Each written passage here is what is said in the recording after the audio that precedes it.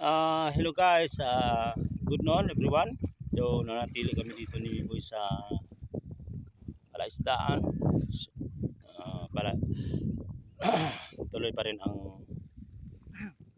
pagkuha ng mga alikumo. I don't know how to explain that sa viewers namin.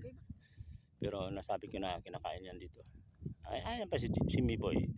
Patuloy pa rin siya. So guys, ito yung ginagawa ni Miboy nung dati. Kinukuha na yung mga crabs na yan. Alikumo tawag dito sa amin. Para ibinta.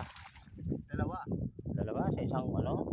Oh my god. So natili pa rin siya dyan. Tubig. Ang bilang-bilang boy, ano yun, masarap ilagay sa sinabawan na ano. Bangus, tilapia. Yan. Ito guys. Yan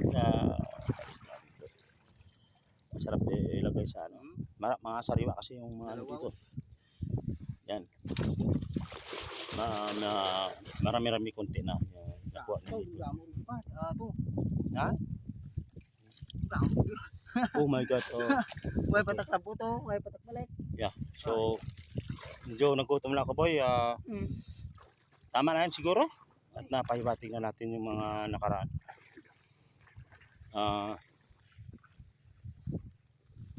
Salamat guys sa inyong suporta. Salamat sa mga sponsor. Salamat sa buong mundo. Pagpalain tayo lahat. Ako, I don't know, hindi ko ma-explain sa publiko yung nararamdaman ko ngayon. So guys, nais kong batiin ang buong Mahinay. Alam mo guys, yung Mahinay na ito may kasaysayan ito guys. Kasi yung pangalan kong Catalino, hindi yan inalis. Kasi yung tatay ng tatay ko, si lolo ko Catalino din yung pangalan ng tatay ng lolo ko. Kaya hindi binala or binura yung pangalang Catalino. Ang Catalino ay napakalaking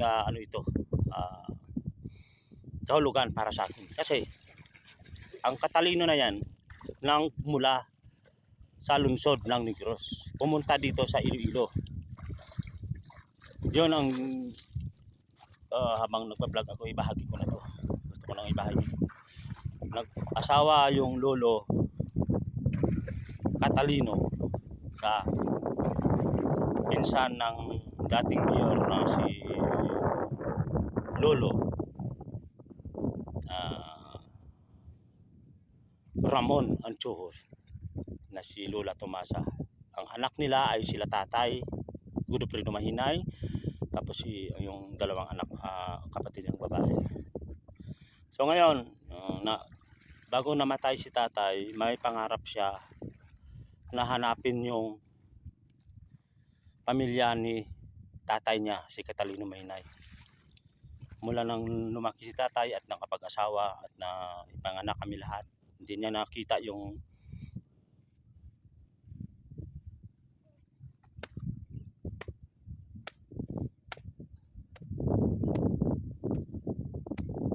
pamilya ni Lolo. So, bago siya mamatay guys, gusto niyang puntahan yung Negros at hanapin yung mga pamilya niya doon. Yung kapatid ng tatay Catalino, Lolo Catalino. Nung namatay siya, hindi na tuloy. So diyan sa Negros, sa buong kung saan diyan na mayroong Mahinay diyan sa Negros or sa Bacolod, Negros Oriental. Si Catalino ay umalis diyan at nakapag-apo. Ako'y third generation.